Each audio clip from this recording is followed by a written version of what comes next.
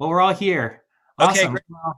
I'm gonna walk us outside because, like I was saying to Darby, my studio is my studio and my home and my gallery is located up in the lower region of the Catskill Mountains, and it's a pretty unusual place to live and work. So I want to just show you guys what it looks like from the outside. Let me just flip this thing around. There we go. Okay, so we just walked out my front door. It's actually snowing here a little bit.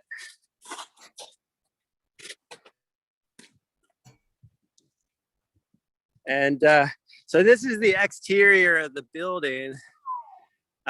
I've been living and working and running Freddie since May of 2016 is when I moved in. And it looks about the same now as it did then. But I was also saying to Darby that some of my newer paintings, not so much as like a conscious effort or anything, but they've been informed by the surroundings here, and the surroundings being a lot of these old bungalow colonies that are primarily owned now by the Hasidic Jewish community, and they come up here in the summertime with their kids, and everybody hangs out. And so these bungalows sit here abandoned, I guess 10 months out of the year.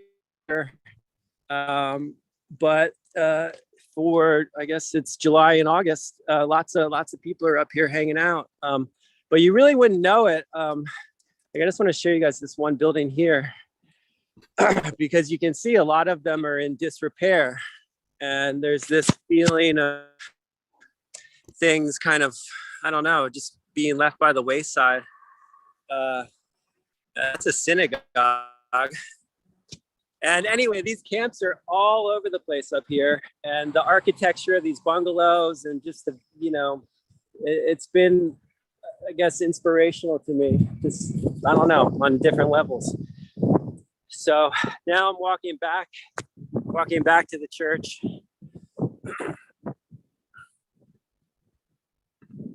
And so apparently the church was built in 1920. And I think it's a Methodist church. There's a cemetery in the backyard. And that was also in part what attracted me to it, to be honest, because I was running Freddie in Baltimore at the time, and I just thought, this is very Freddie.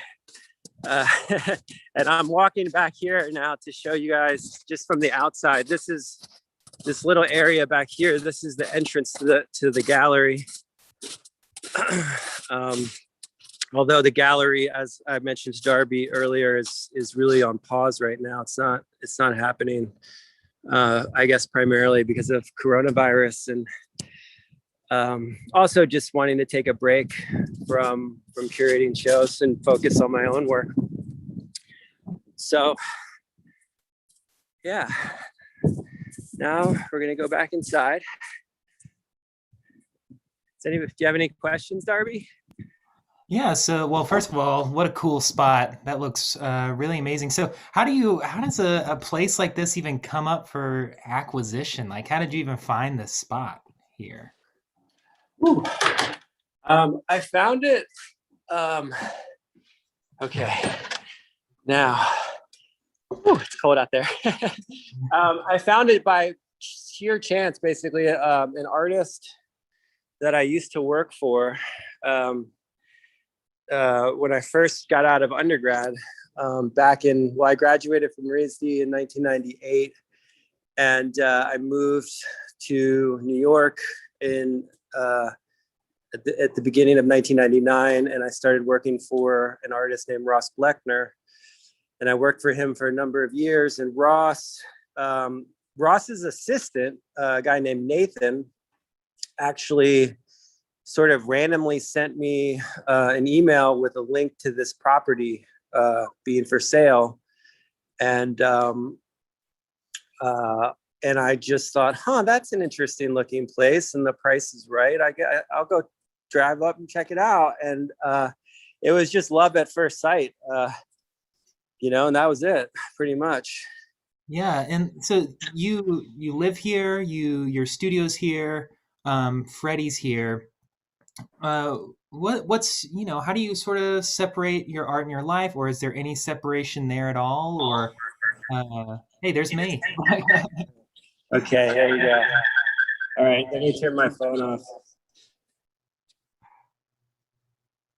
So how do you sort of separate those aspects of your life, or do you prefer to keep them kind of intertwined together? Wait, how I'm living and how I'm working, or Yeah, exactly. Do you have like sort of a schedule, or do you have some way of keeping those parts of your life separate, or um, I mean, yes and no. I mean, they're pretty linked. Although I guess if I leave, like when I'm at the church, I always refer to this place as the church. Like it's not like I'm not like my home. It's like the church.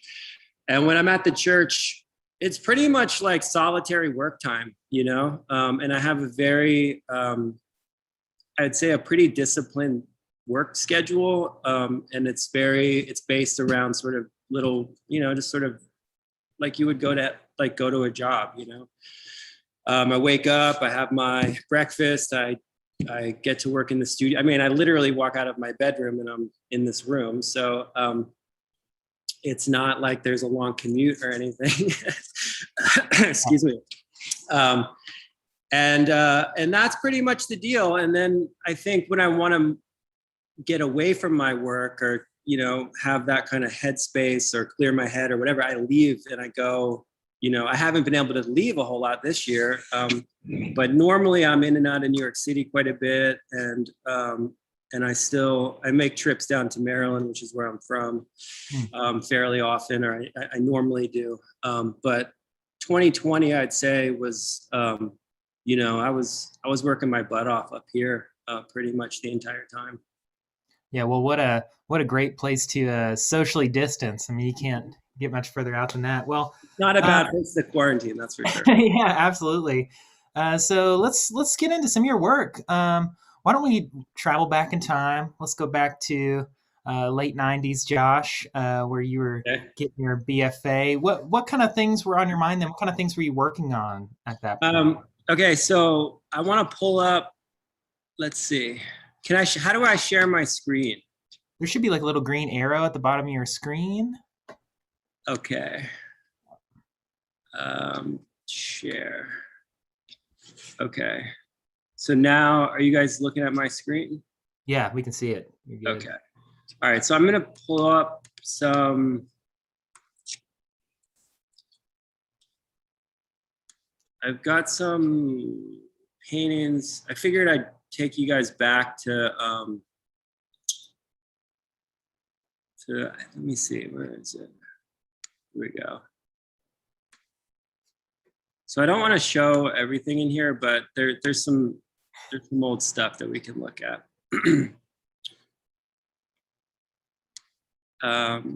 That's a self-portrait I made probably when I was about 5 years old.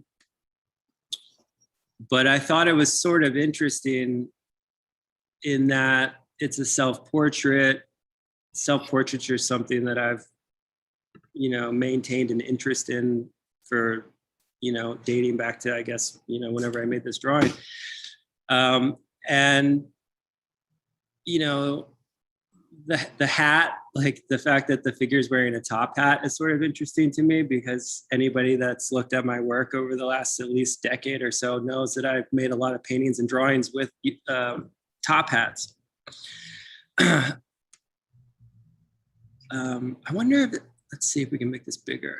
Yeah, there we go.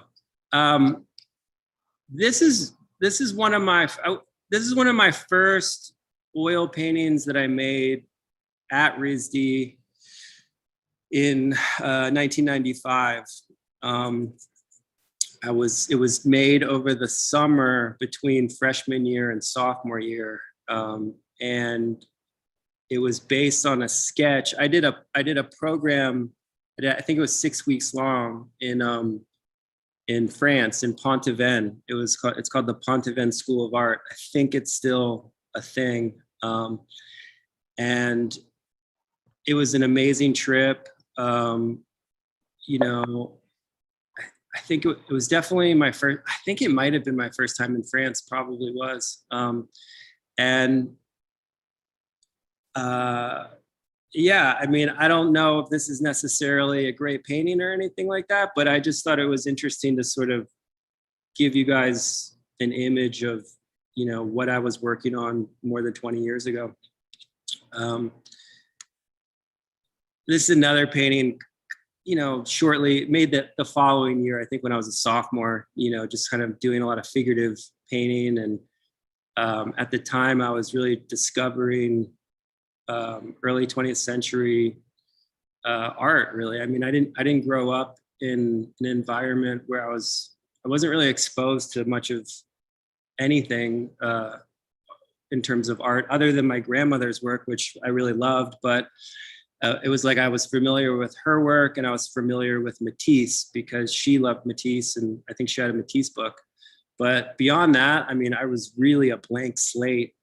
And so when I got to RISD, and particularly sophomore year when I started as a painting major, I was just a sponge, soaking up as much information, as much visual information about painting and you know, the history of painting as possible. And I kind of was incrementally working my way through the 20th century in certain ways. So this is another painting. I think this is a little later. I was really interested at the time. I remember discovering Jackson Pollock and being really just totally overwhelmed with his work. And, you know, I read some biographies, and I just got really into the abstract expressionist. And I think this painting is reflective of that. It's another painting around the same time. You know, I'm sort of seeing like a through line that even kind of ventures into your work, and I think it's great you brought up like early 20th century art. You know, I think there's like a lot of Fauvist kind of bright, colorful looks, and I know color is something that you really experiment with, and is something that you really try to mess around with to get your paintings to vibrate and have like a little more dimension there. Uh, Mhm. can you talk on that for a minute? About color? Yeah, for sure. Yeah, I think I think I've intuitively always had a sort of inclination to approach painting from a color. You know, color is a primary subject, I guess, of my painting practice. And for a long, like, you know, this work is really just kind of very intuitive, you know, just kind of working off the cuff. I mean, it's not like I think the way this painting looks is as much a surprise to me now as it was when I made it. You know, it's not, there wasn't a lot of planning involved, things like that. And as I got older, I got more interested, I guess, in having, I wanted to have more control over what I was doing. And this, what I'm talking about now, kind of, I should actually maybe go a little further into this thing. Because it was really in graduate school that I started to get very, very particular about color. This is kind of an example. I basically I started making paintings in a trial and error sort of way, where I would just, I really wanted to empty out the way that I was working, and not bring, you know, any bad habits that I'd sort of acquired as a 20-something-year-old into my 30s, I just was like, I just need to start over. And so the way that I approached that was basically to just, you can see from the screen here, this is, well, I guess it's just, they're notes on different color combinations and then different orders and different ways. Like this, the PK stands for palette knife. And that means I put the paint on with a palette knife. And I just started, it was very trial and error, where I would just try out these different color combinations, totally intuitively, nothing pre-planned, and nothing referencing, at least in a conscious way, signage or anything existing in the real world. It was very much like a relationship between me and the paint. I mean, really, it's quite simple. And as I was working that way over time, I have like a bunch of I have probably 5 or 6 of these books of color notes. And I think it just began to be where, instead of just approaching a painting blindly kind of and just seeing what would happen, I started to approach a painting with like, I knew that a certain combination of colors would produce a certain effect. And so I could approach a painting with that in mind. And then it was a way for me to build a kind of vocabulary like in that way.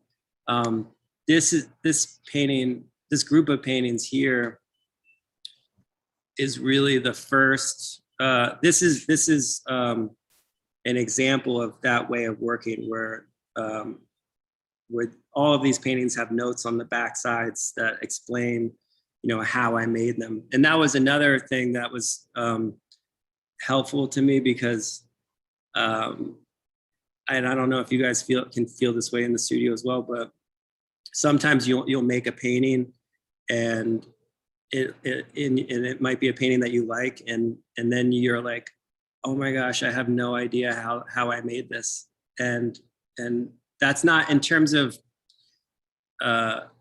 building a practice that's going to, last over years and years.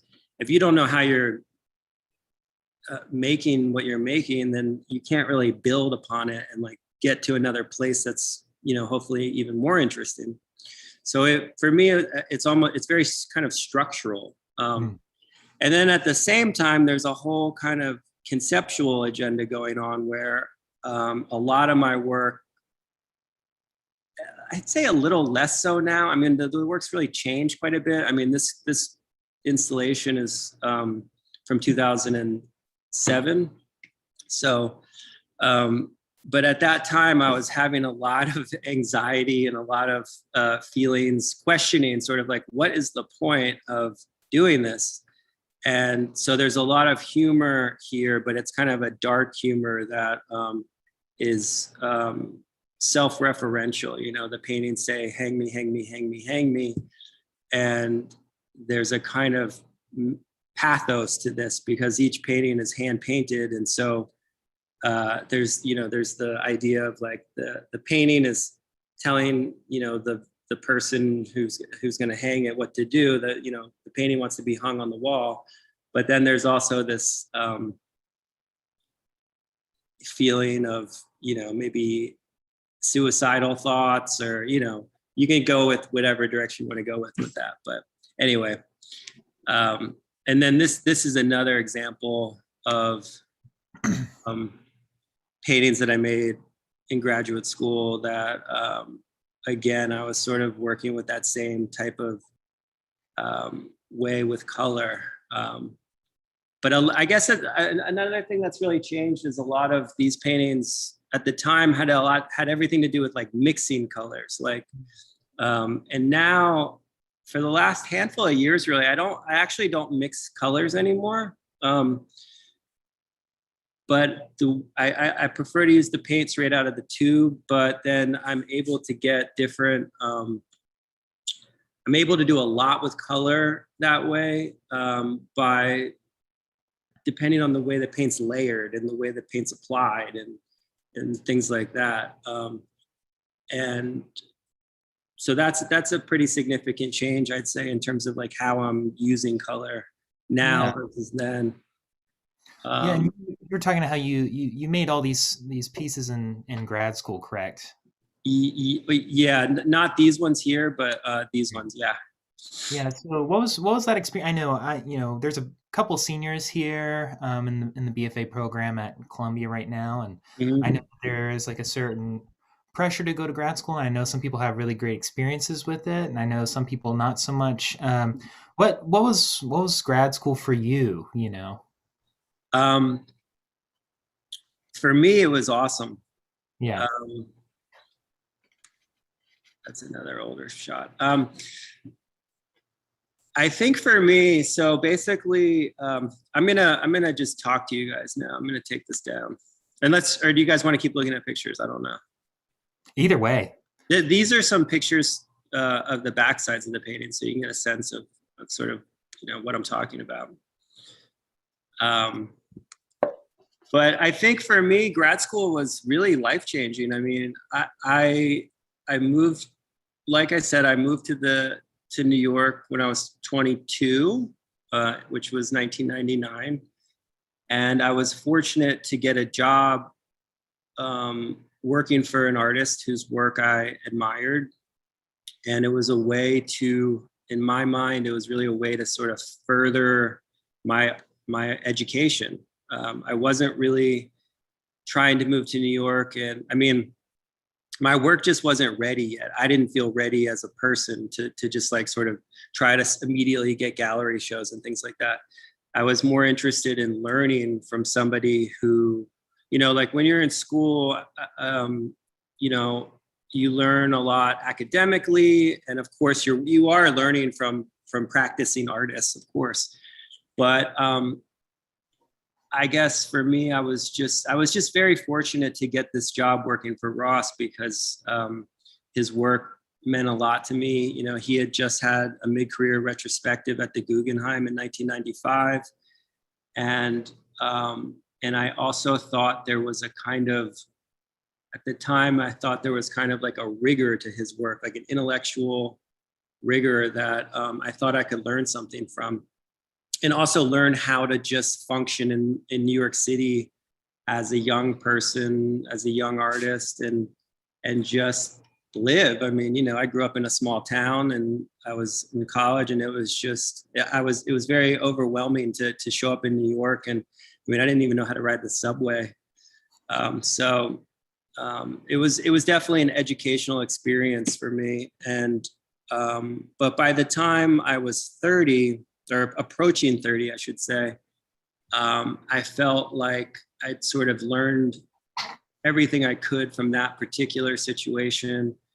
And I was feeling like I really just wanted the time to fully focus on my work in the studio. I felt like I had never really had that because I hadn't had that as an adult. And so Cranbrook was appealing to me because it's an unusual program in that there's no classes. So you go there and it's entirely studio based, and it's entirely, the whole program is about making work and talking about the work. And there's no, I mean, you have to write a thesis paper at the end, but it's not a particularly, you're not gonna, you're not in class. You're not potentially wasting time on things that you don't actually want to do just to get a credit. So I loved it, and I was ready for it. And I think I was the right age. I think having 8 years, I guess 8 or 9 years in between undergrad and grad, was just perfect for me. And it really helped me. It helped me with my thinking a lot. Like I felt like prior to going to grad school, I had, I think I had some natural talent, but I felt in my head, I felt very muddled, and I didn't really feel like I was in control of what I was doing. And I felt pretty confused. And graduate school really helped me to like figure some things out.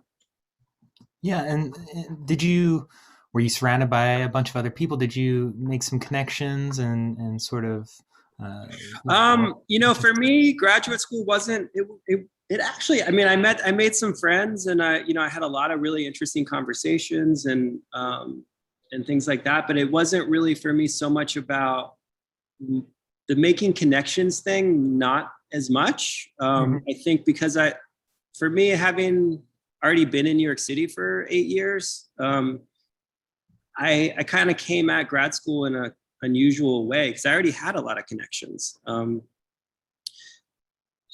So it was, for me, it was more about just learning how to, I guess also you have to also put it into context. At the time I started Cranbrook in 2006. So actually less time between undergrad and grad, but anyway.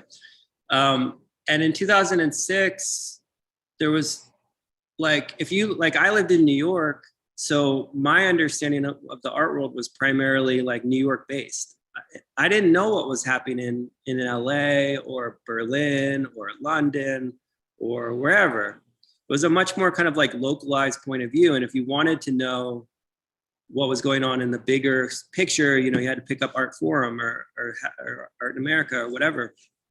And those magazines are so full of advertisements that it's sort of like, I don't know. And you're only seeing the things that get put into the magazines. You're not seeing all the like exciting stuff that's happening, like, in Bushwick or whatever. So I just didn't know, and I think I'm not alone in this. I think a lot of people felt like they didn't really know what was going on in the big picture. And then in 2008, you have Contemporary Daily starts, and there was just this huge shift in terms of like and people started getting their iPhones, and it just it changed everything. And so it was the first time since I was before you guys all got on this call, I was saying to Darby that, like, when I was finishing at RISD, there was a lot of pressure, or at least I felt personally like there was a lot of pressure to move to New York. That was kind of like the thing. And I didn't know that you could be a serious artist and not be in New York, because everybody kept telling me that that's how it is. And so when I was out at Cranbrook, which is in Michigan outside of Detroit, and I started getting into a place with my work that was like the best place I'd been in. And meanwhile, I'm learning about all this art being made in other places because of some of the students at Cranbrook who were, had spent time in LA or wherever. And then also learning about like new shows from looking at stuff online. And so it was kind of the perfect storm of like, wow, this is interesting. And from what I understand, you had a pretty prolific internet presence yourself. You had a blog that you ran for a long time that kind of featured, what you saw in the art world. Can you talk about that for a minute? Yeah, I mean, that was basically, that impetus to start that blog, which is called Art Blog. You guys are probably too young to remember it, but I kind of saw an opening, I guess, in a way where I felt like there were at the time, so I started that blog in March of 2010. And at that time, there was Contemporary Art Daily, which you guys probably know about. And then there was some other kind of, more like artist run blogs that were, I guess the ones that I was familiar with were based, I believe, in New York for the most part. But it was kind of like Contemporary Art Daily or nothing, if you wanted to see what was going on in like a bigger picture type of thing. And I just thought that it would be interesting to, well, okay, sorry, I got to back up slightly, but after I finished at Cranbrook, I did a cross country trip, and then I ended up having this lucky experience where I went to Berlin for close to a year. And then I ended up going back and living in my hometown in Maryland. And then it was during the time that I was living in Maryland that I started the blog. And I started it in part because I felt like I had all this information in my head and all this, you know, from the graduate school experience and from the time living in Europe and, you know, all the years I spent living in New York, and I was in Maryland. So I didn't have like an immediate community to like bounce ideas off or around with. And so I just, on a whim, really, I just thought I'm going to start a blog. And the idea was really for it to be like a visual radio show. And Mm. the thing that was going to make my blog different than anybody else's was I was just going to pummel it, like absolutely pummel it with information, uh, like art historical images, images of my own work, poems, music videos, excerpts from books that I'm reading, like you name it, whatever. And, you know, it kind of evolved over time because I did that blog for 5 years. And, you know, I started incorporating a lot of studio visits or visits to galleries or, you know, there's all kinds of stuff on there. Yeah. And it just, and I think it also it was a way for me to sort of get people interested in my work because at the time I didn't have like an art career per se. You know, there were, of course, you know, other artists who were aware of me, but I didn't have like a big platform in terms of my own work. And so I just pummeled the internet with that stuff, and it actually led to visibility for my work, for my painting and drawing, like pretty quickly. I would say within a couple of months, in fact. So like you know, do you have any specific examples? Like what kind of stuff were you featuring? Were you like going to your friends' shows and taking pictures, or were you doing interviews and that kind of stuff too? Um, I mean, in the beginning, it was a lot of art historical stuff, Yeah. and and like could be anything. I mean, I don't. It could literally be anything, and I would sort of post it in such a way that, you know, there would be these kind of what I thought of as like, you know, connections. Like some of them were maybe kind of like a verbal connection, like a title is similar. Or it could be a formal connection, or it could be some kind of social connection.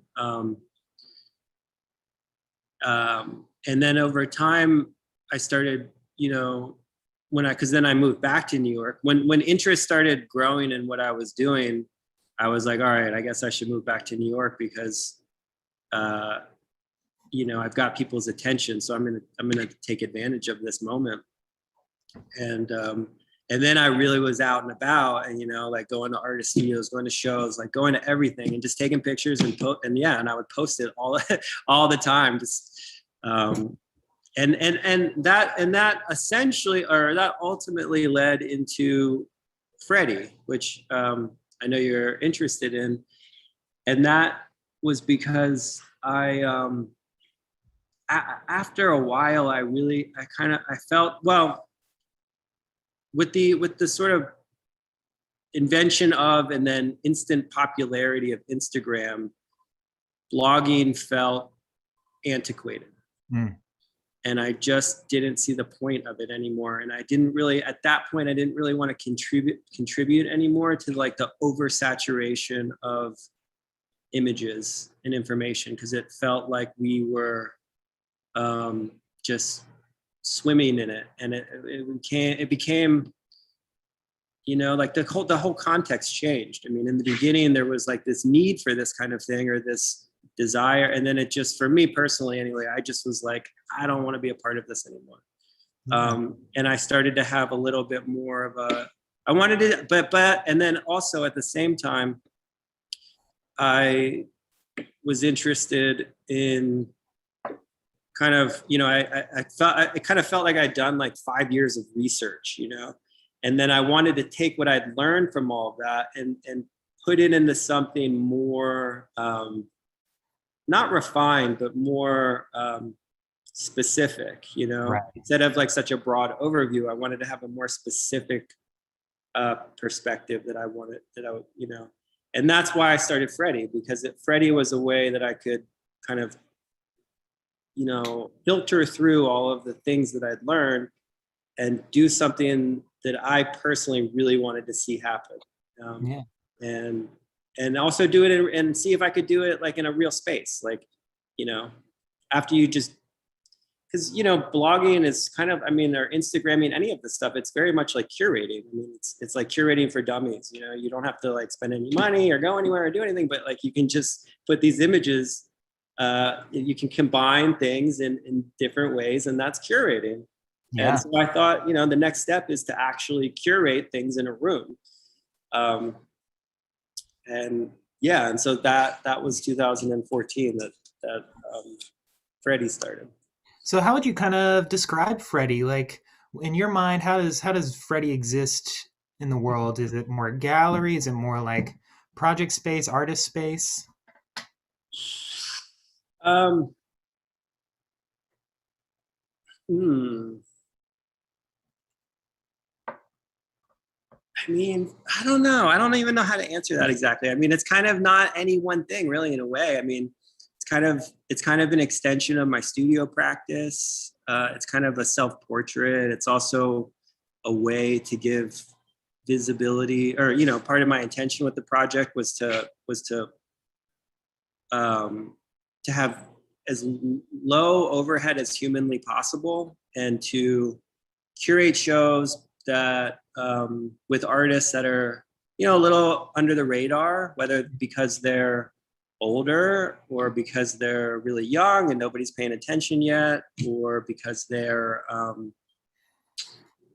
work just isn't like cool or whatever, and so I guess it was a way for me to have some agency in all of this, because I think I don't, I mean, I feel less so now, but I think even now artists, depending on where you're at in your career and stuff, like artists tend to often, I think, can feel like they're at the lower end of the totem pole in terms of having agency in this industry, because it's really the money that talks. And artists, I mean, of course, some artists are filthy rich, I suppose, but I don't think most of us are. And so I think you have to, in terms of now I'm kind of shifting more into like an advice giving type of thing. But I think that artists need to kind of take as much power back as they possibly can, and be proactive about how they want their work.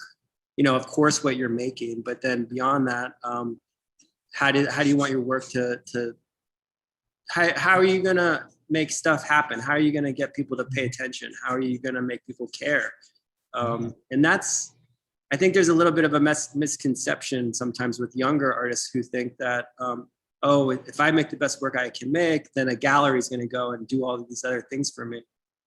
And like, yeah, that might be true sometimes, but I think more often than not, if you even want to get a gallery interested in what you're doing, you gotta put in some work. And so Freddie really is coming out of that type of mentality. Well, how is Freddie getting out there? How are you, getting people to come to your space out there? Well, a lot of people don't. Yeah. A lot of people don't come out here. And I think, yeah, I mean, and that kind of goes back to what the concept of Freddie was, for anybody who's listening who doesn't know. I mean, the gallery is called Freddie,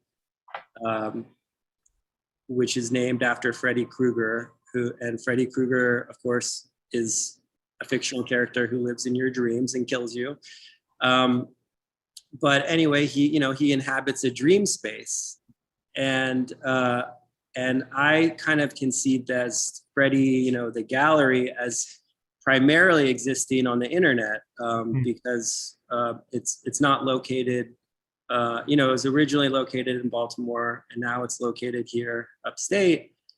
And they're not. Of course, Baltimore's a city, and there is an active creative scene there and everything, but it's not. It's a small scene, and I thought that with the audience that I'd already built for Art Blog, I just knew that there was going to be a lot of people that would want to look at the exhibitions online. So I kind of designed it that way to sort of address that Yeah. in a way. And so, yeah, I mean, there's a small community of artists primarily who have come to Freddie exhibitions. I mean, a crowded opening here would basically consist of probably about 25 people. Sometimes I think maybe I've had like 40 people here. And then there's also been times when a show's open that literally it was like me and like two other people. I mean, you just don't. It's not about that for me. It's more about, I guess, it really is a lot to do with the internet and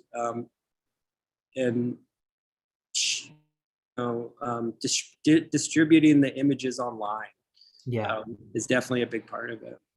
So how are you finding sourcing these artists? You talk about having some artists that have a little less representation. Do you scour the Instagram, the web, the history books? Where are you finding these people?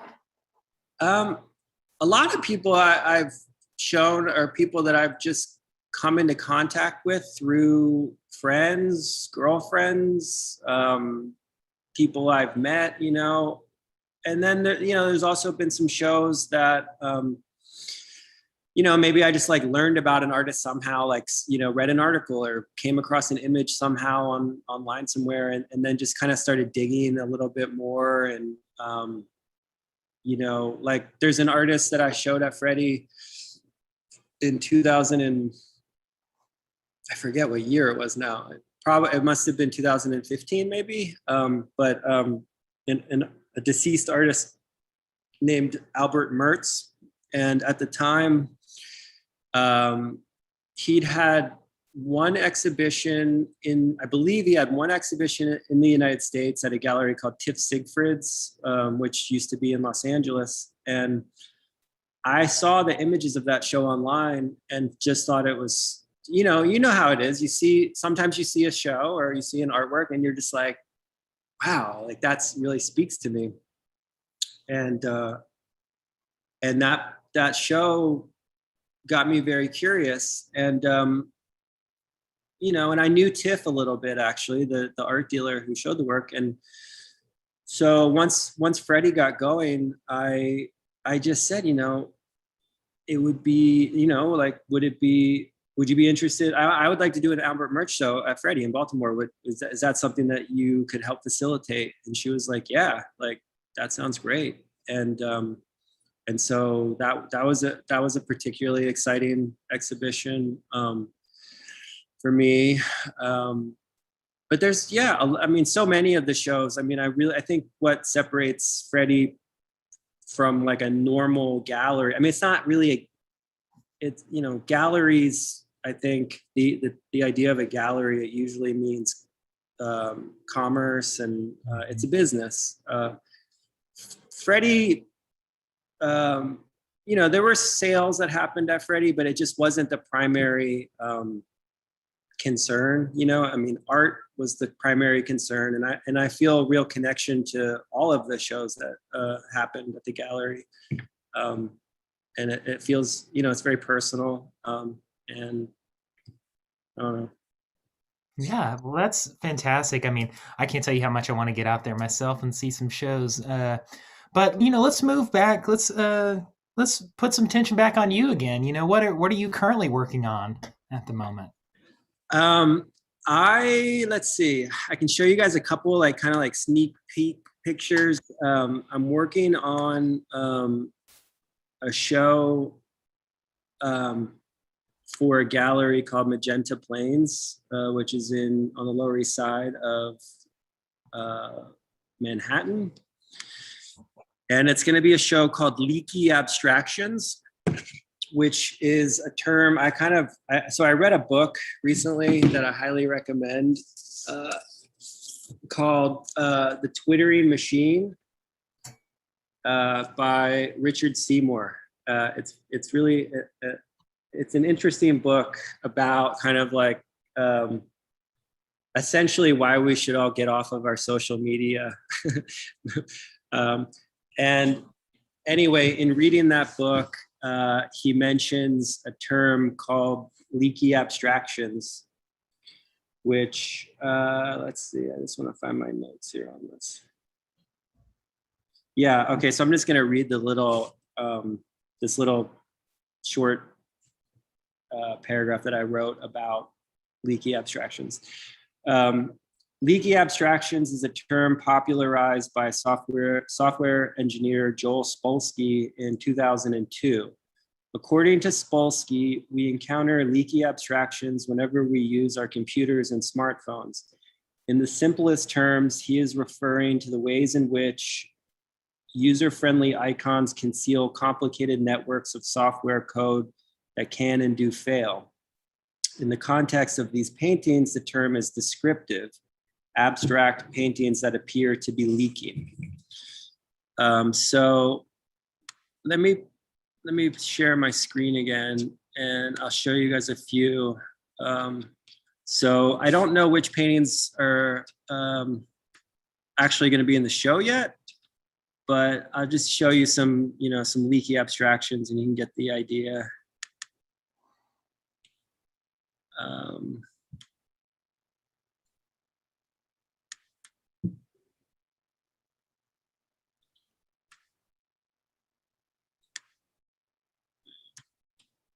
I don't know how I can make this bigger. Can you guys see it? Yeah. The whole image? Yeah. Okay, cool. So yeah, so this is one example of a leaky abstraction. And this painting is 40 by 24 inches. And it's an oil painting. All of my paintings are oil. I use oil paint. And I like to paint on linen. So this is an oil on linen, painted in 2020.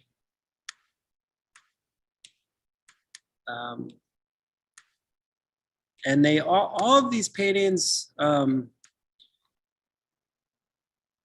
I guess I shouldn't say all of them, but a lot of them, as you can see in the image on the right, have a grid underpainting, at least in some area of the painting. And I think that for me, it was a way to, I don't know, for a while now, I've been connected to the grid. And I think that has something to do with just conceptually, like the grid, the network, the technological map that we're all kind of connected to. I don't know, for me, that relates to the idea of a grid. But then on top of the grid, kind of, I guess these paintings have a bit to do with sort of like deconstructing the grid, or the paintings kind of have a way of feeling like they're melting, or maybe there's a virus that went into the program and started to mess with it, and then of course, these paintings have a lot to do with color as well. I mean, just like formal things going on. They're very, I think for me, I kind of feel like I'm hitting like a sweet spot where there's like a nice tension between control and letting loose and letting go, and having a plan, but not necessarily sticking to the plan, and allowing the painting to go into a place that I didn't know it was going to go, which is somewhat, I mean, it's very different than a lot of the paintings I've made before these paintings, where I was very intent on, I was more interested in to what in my mind is like, I mean, not these paintings, I also consider these paintings to be conceptually oriented, but there's another type of conceptual painting that I am interested in, where you have a plan and you stick to the plan and you execute the idea and you don't deviate from it, which is, I mean, I don't know. I mean, when I was in art school, that was not what you were taught. I was taught to, throw paint around, experiment, like get lost, travel in the woods and don't find your way out, which I love that as well. But I kind of rebelled against that for a while because I just thought I actually thought that it was more difficult to have an idea and execute the idea and be satisfied with it, because usually when you have an idea and you stick to it and you finish it, it can oftentimes be like, well, that wasn't very interesting. This is like, this isn't anything. This is just stupid. Or, um, I lost my train of thought. But anyway, so with these paintings, I'm really, I'm not really going into them with a plan, so to speak. I'm just kind of, I don't know, just kind of going with it. But I think at the same time, they do feel very kind of planned in a way, or controlled in a way. So I think that's just part of my nature as a painter, I guess.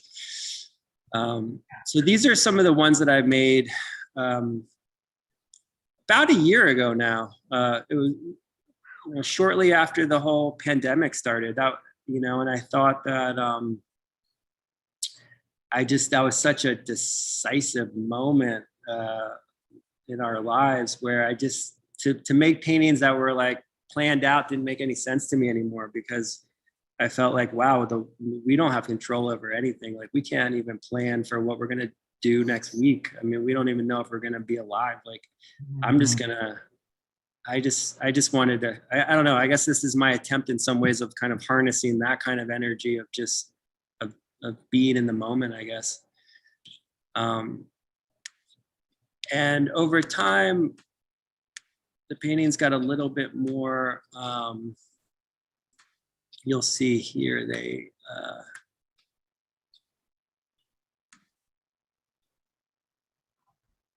Let's see.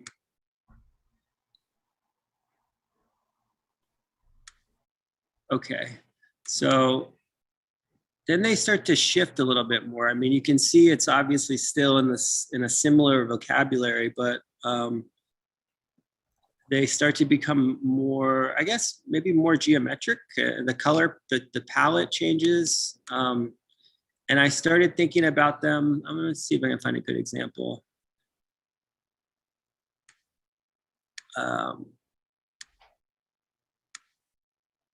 Oh yeah, I like this one. I was thinking about them almost like circuit boards. Mm.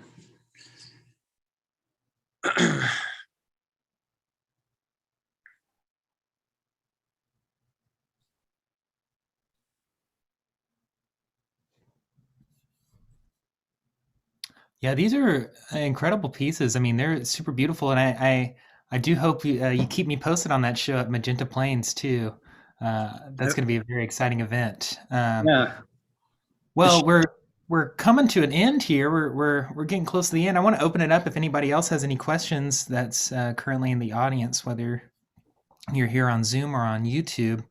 And also, Josh, if you have any final plugs you want to give too for anything going on with you. I guess my plug is to watch out for the show in New York, which is, I believe it's going to open May 29th, and it'll run through the month of June and come down at the beginning of July. And I'm also going to be doing a solo presentation with the same gallery for Frieze New York this year, which is only online, but yeah, that's also going to feature these new paintings. So I'm pretty excited about that. That's extremely exciting. Well, good deal. We'll ask away anybody if you have any questions. And let's see.